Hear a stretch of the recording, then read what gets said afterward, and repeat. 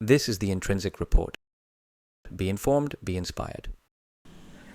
Before getting into my research for this topic, I was under the impression that anti-Semitism was something that came about because of the Enlightenment. I tied it to the German philosopher Friedrich Nietzsche's famous words, "Gott ist tot," or God is dead. In other words, Europe was done with the God of the Bible. Europe was done with millennia of medieval Catholic morality.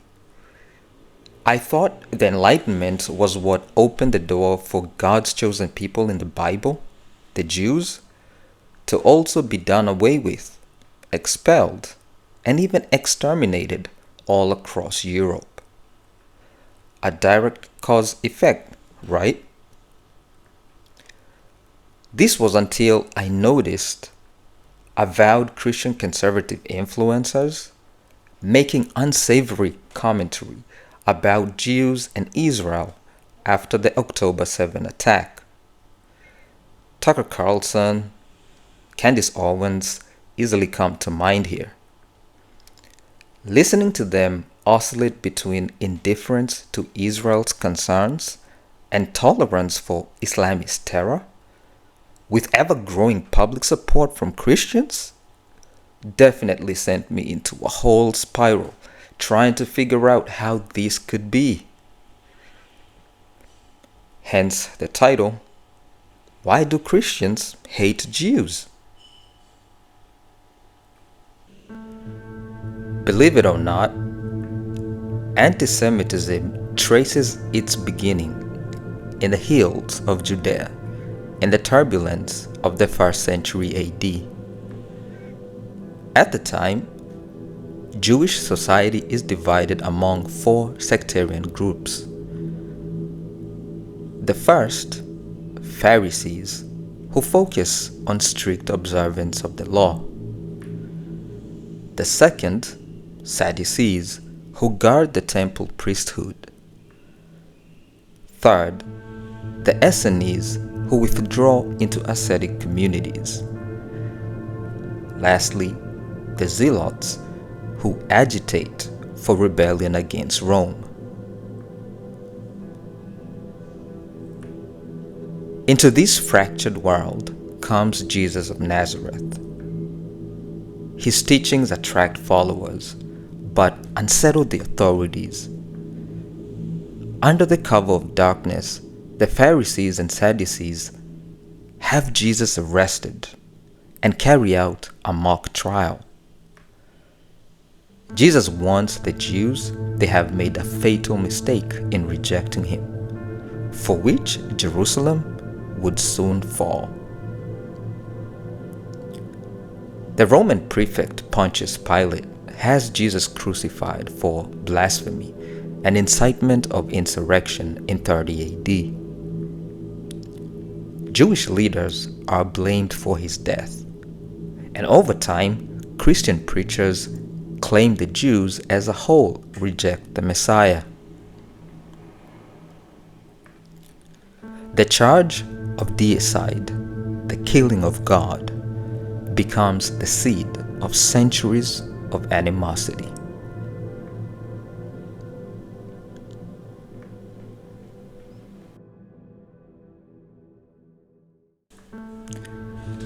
After a series of Jewish revolts between 63 to 73 AD, the emperor's son, Titus, marches Roman troops on Judea. The Second Temple, the heart of Jewish worship, is destroyed.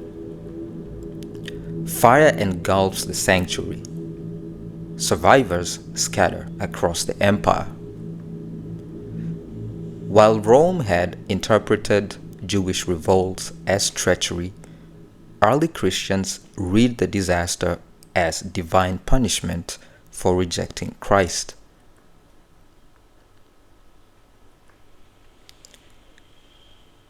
In 135 AD, Emperor Hadrian crushes another revolt, the Bar Kokhba.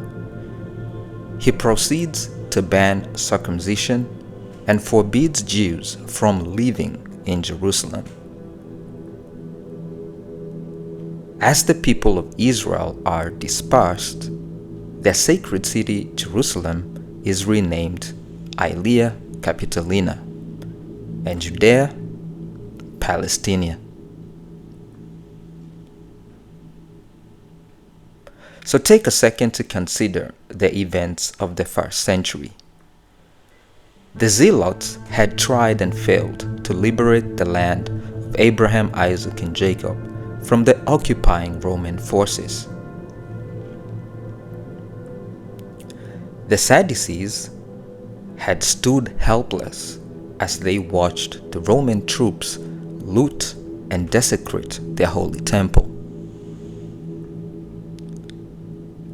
Now exiled from their ancestral land and the temple destroyed, the only element left of Judaism were the teachings of the law and the prophets, known as the Torah.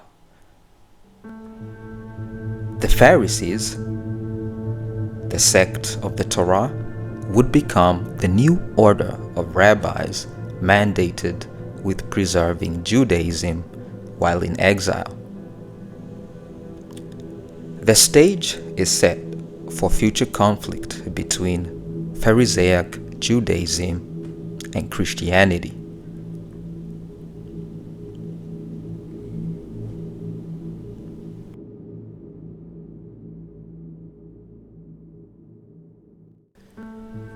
As Jews seek to find meaning and identity as a stateless people, Christians are about to inherit an empire. In 312 AD, Constantine converts to Christianity. With imperial power behind it, the church reshapes the law of the land. Under Constantine, certain laws are enacted that restrict Jews from building new synagogues and bar them from holding public office, which limits their social and economic opportunities. This doesn't sound like something Jesus would have approved of, does it? So, how does the church rationalize it? In 387 AD, Augustine converts to Christianity. He begins serving as bishop in Hippo, Algeria in 395 AD. He would become the intellectual bedrock of medieval Christianity. Augustine introduces a concept that Jews must be preserved, not for their beliefs, but as living witnesses to Christianity's fulfillment of Old Testament prophecy. Augustine advances the idea that Jewish dispersion and suffering were divine punishment, likened symbolically to the mark of Cain, and used to justify their subordinate position in society.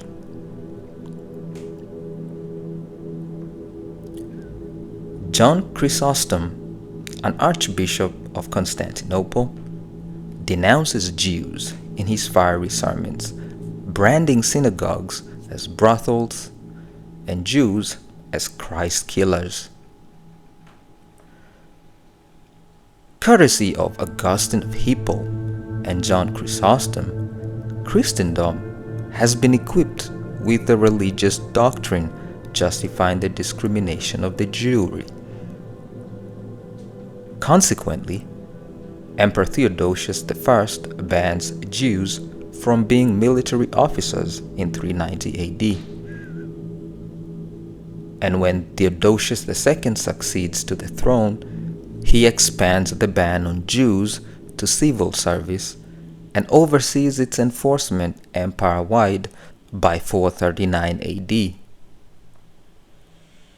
Later, Justinian I reinforces bans on Jewish public office, bans synagogue expansion, and blocks benefits despite curial burdens. With an empire behind them, the church has elevated anti-Semitism from religious rhetoric to written law.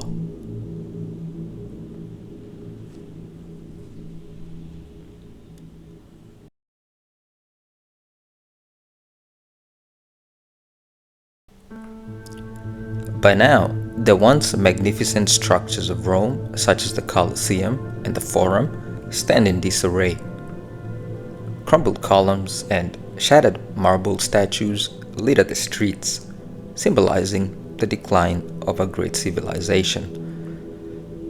Amid the systemic collapse of Western Rome, Pope Gregory transforms the Church into Rome's primary civic institution, taking on roles typically fulfilled by a secular government. Gregory forbids forced conversions, even though he insists on Christian supremacy, allowing Jews to keep synagogues but not expand influence.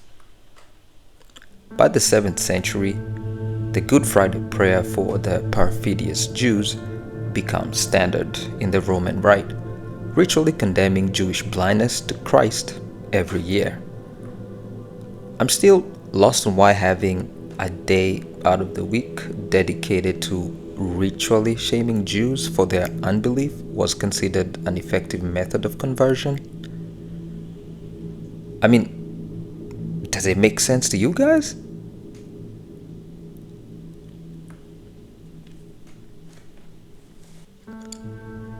In Visigothic Spain, Jewish persecution reaches new heights. King Sisebutt ordered the forced baptism of all Jewish subjects within his Visigothic kingdom. The Fourth Council of Toledo follows, forbidding converts from returning to Judaism. In 694 AD, King Egekar declares all Jews slaves of the Visigoth crown, their property seized, and their freedom destroyed.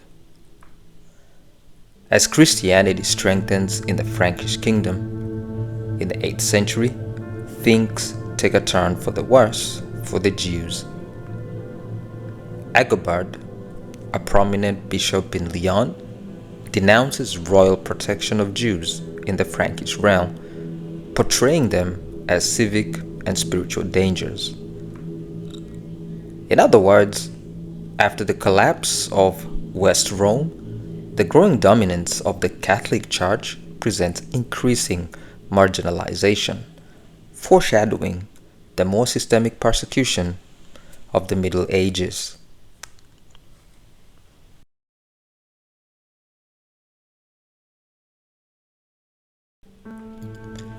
The 11th century adds a new layer of economic complexities for the Jews across medieval Europe. Church councils forbid Christians from lending money at interest, but rulers and nobles still need credit. Excluded from landholding and most guilds, Jews are increasingly confined to money lending and finance. This role makes them both essential and resented. Monarchs exploit Jewish lenders to fund wars and projects, only to cancel debts by expulsion and persecution. By the eve of the Crusades, the stereotype of the Jewish usurer joins theology, law, and liturgy as one more weapon in Christendom's arsenal of anti-Semitism. In 1096, Pope Urban II calls Christians to reclaim Jerusalem. At the time, Jerusalem is firmly under the control of the Fatimids, having recently reclaimed it from the Seljuk Turks. As the march to Jerusalem is underway, mobs of peasant conscripts unleash their fury on Jewish neighbors along the Rhine. In Mainz, Worms, and Speyer, entire communities are slaughtered. Thousands of Jews choose martyrdom over forced baptisms. Hold on, wait a minute. Christians are massacring Jews while on their way to liberate the homeland of the Jews from Muslims? Huh? make that make sense? For Crusaders, the massacres seemed to many a natural extension of faith.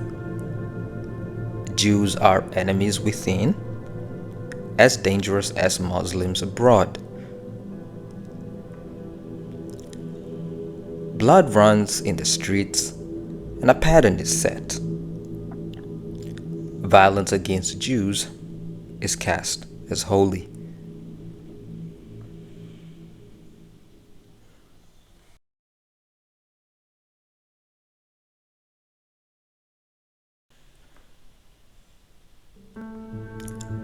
In 1144 in Norwich, England, a new myth takes shape.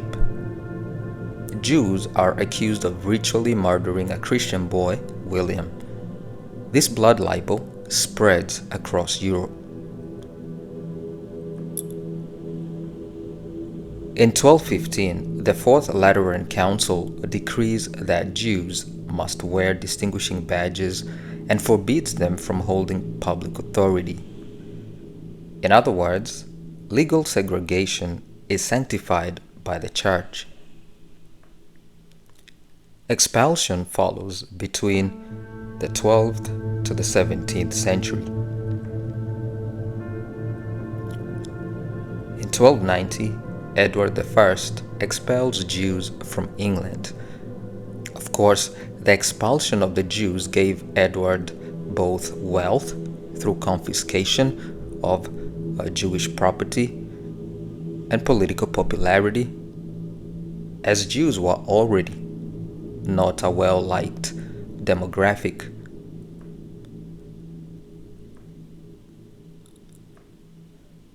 In 1306, Philip IV of France followed suit, seizing Jewish wealth to fund his wars.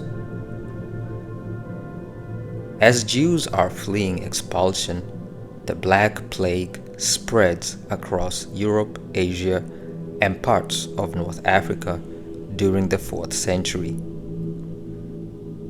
Panic grips Europe as the plague wipes out millions between 1347 and 1351. Jews are accused of poisoning wells. But how do they know the Jews caused the Black Plague? Well, it turns out if something sits right with you, you don't need to know anything for certain. What?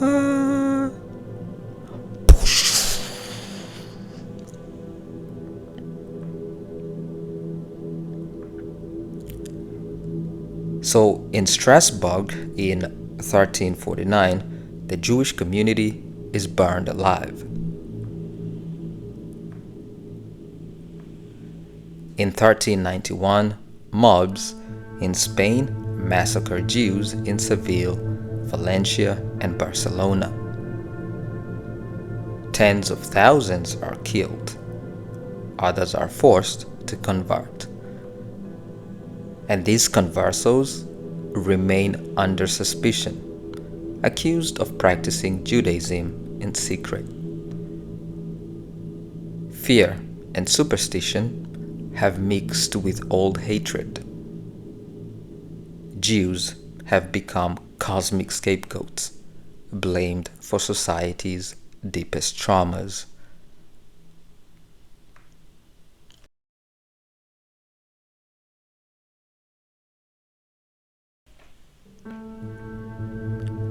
In 1492, Ferdinand and Isabella are triumphant in the Reconquista.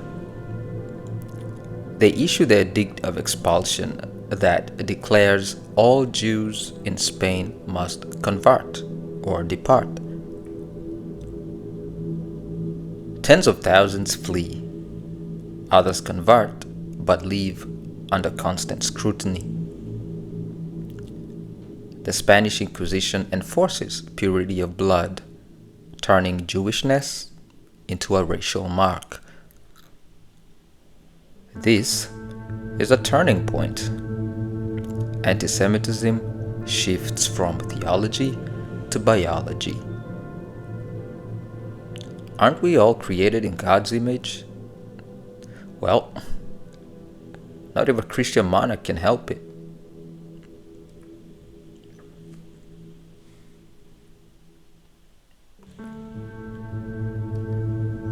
In Venice in 1516, the first ghetto is created. The system spreads across Europe. Ghettos symbolize toleration without acceptance, meaning that Jews can live, but only in isolation. Jews are confined to walled quarters, locked in at night. Even Martin Luther, the great reformer, fuels hatred. In 1543, he publishes On the Jews and Their Lies, calling synagogues devil's dens. Luther lists actions he believes Christians should take, including setting fire to Jewish synagogues, razing and destroying their houses, confiscating their religious texts, banning rabbis from teaching, stripping away any safety protections on Jews, prohibiting Jews from the only trade they could legally do, and making them into slaves. Centuries later, the Nazis will echo his words.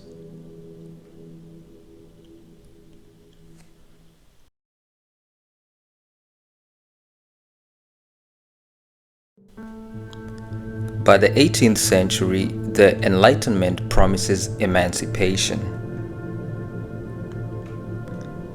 In 1789, France grants Jews full citizenship.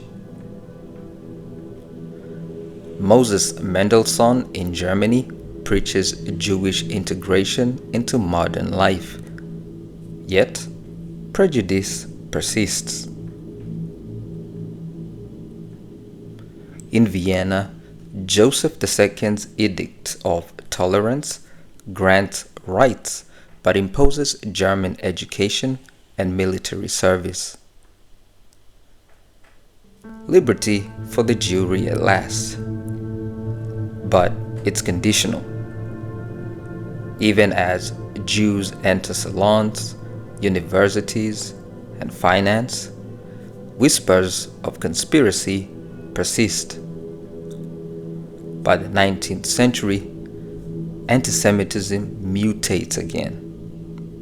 Economic envy flourishes.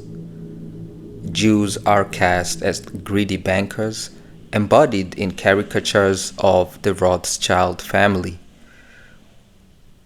At the same time, they're accused of being radical revolutionaries, masterminds of socialism and anarchism.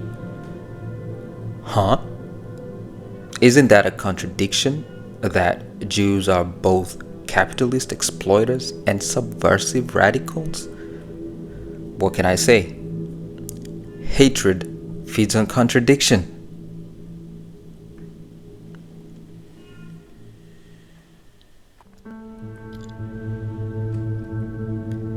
Pseudoscience enters the scene, beginning in France.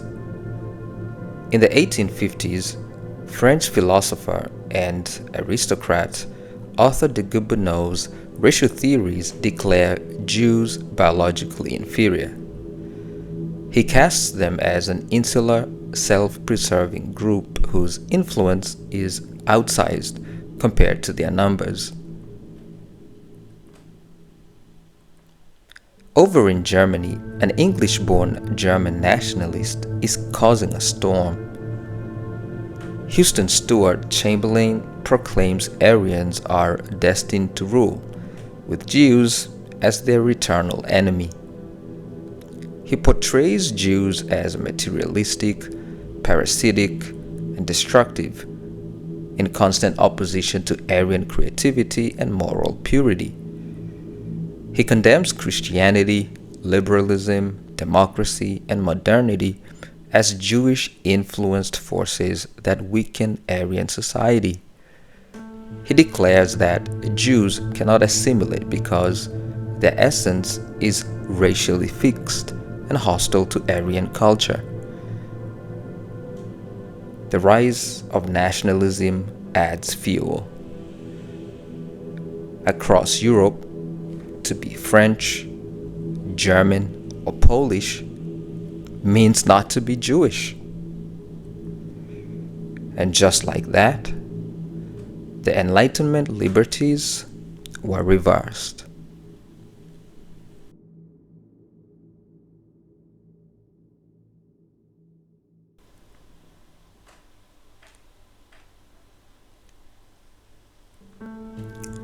In Russia, the assassination of Tsar Alexander II in 1881 unleashes pogroms across the Pale of Settlement. Villages are sacked, synagogues torched, women assaulted, as police look on or join in. Between 1881 and 1914, more than 2 million Jews flee Russia, the majority of whom immigrated to the United States. But the myth of Jewish treachery spreads. In 1903, Russian secret police published the Protocols of the Elders of Zion, a forgery alleging a Jewish plot for world domination. Here are a few excerpts. The Goyim are like a flock of sheep. This quote suggests that non-Jews are easily manipulated. We shall create through the media a condition of the world that will make it possible for us to rule. This assertion implies a coordinated effort by Jews to control the media and influence public opinion. The Jewish people will be able to control the world's finances. This claim perpetuates the stereotype of Jews as greedy bankers. We shall undermine the foundations of the Goyim's states. This quote suggests a deliberate plan to destabilize non-Jewish governments. Though false, it spreads like wildfire, translated into dozens of languages.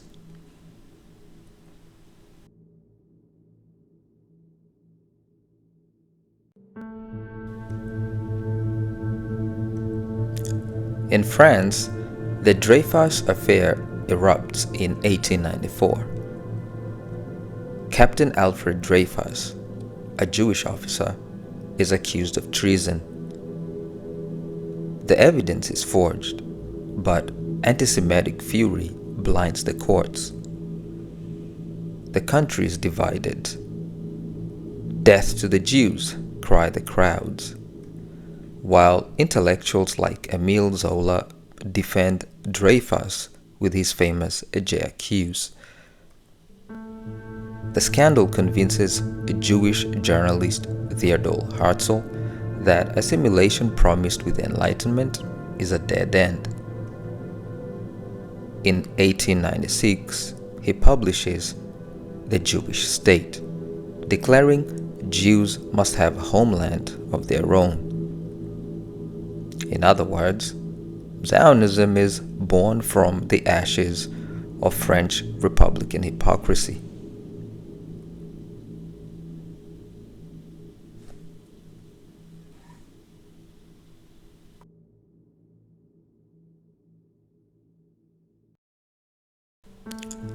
By the 20th century, anti-Semitism is entrenched in politics. In Hungary, Romania, and Poland, Jews are barred from professions. In Germany, defeat in World War I fuels the stab in the back myth.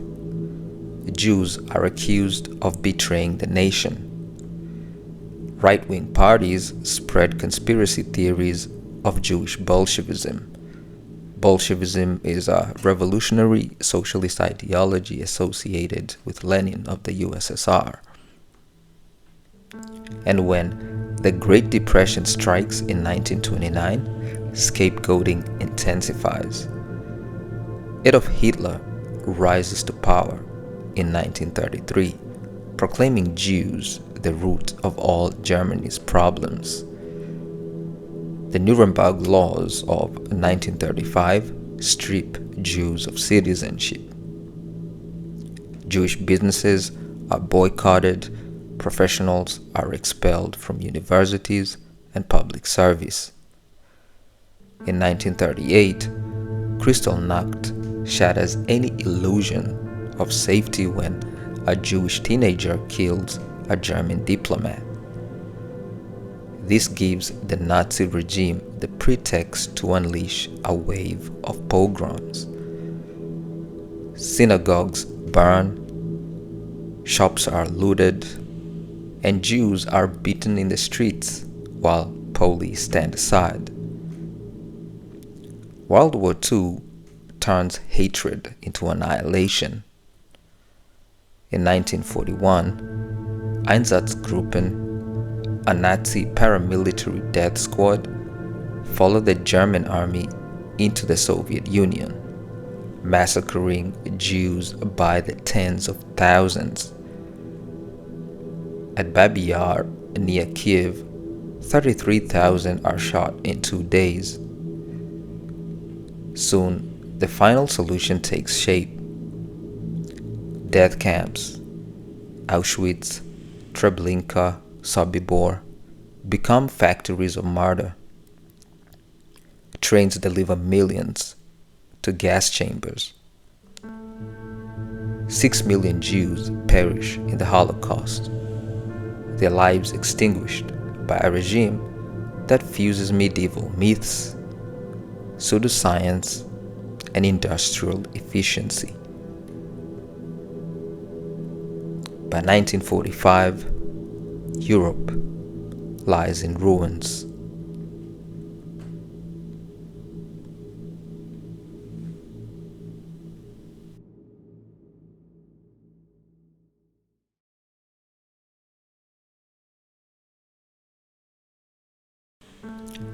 Having been marked as Christ killers to be subjugated, anti-Semitism went from medieval tales, ghettos, expulsions, to crusades, pogroms, and Nazi genocide.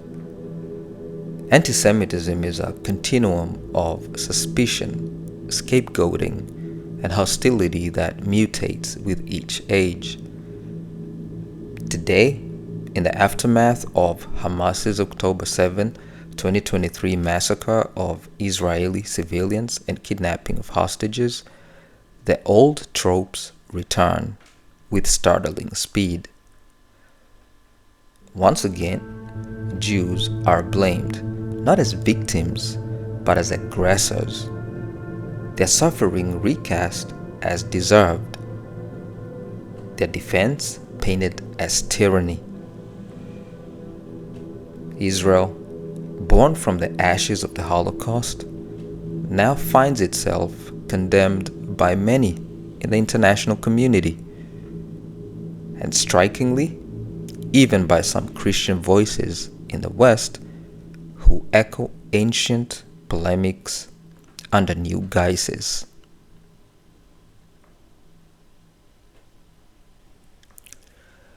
That'll be all for this episode. Let us know down in the comments if you are informed or inspired. I hope to do a similar one for Islam, why Islamists hate Jews, so if you would enjoy going down the rabbit hole with me, make sure to like and subscribe. Signing off for now, I've been your host, Martin K, for the Intrinsic Report. Be informed, be inspired. Have a good one.